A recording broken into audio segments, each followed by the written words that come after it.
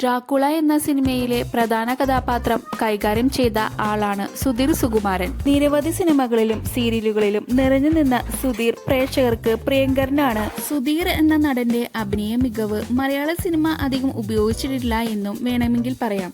CID Musa എന്ന ചിത്രത്തിലൂടെയാണ് cinema ലോകത്തേക്ക് സുധീർ എത്തിയത്.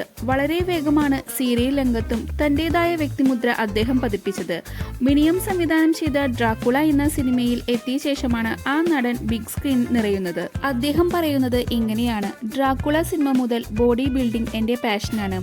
എന്റെ കഠിനാധ്വാനം കഴിഞ്ഞ 10 വർഷക്കാലമായി പലർക്കും മോട്ടിവേഷൻ ആകാൻ കഴിഞ്ഞിട്ടുണ്ട് എന്നാണ് എന്റെ വിശ്വാസം.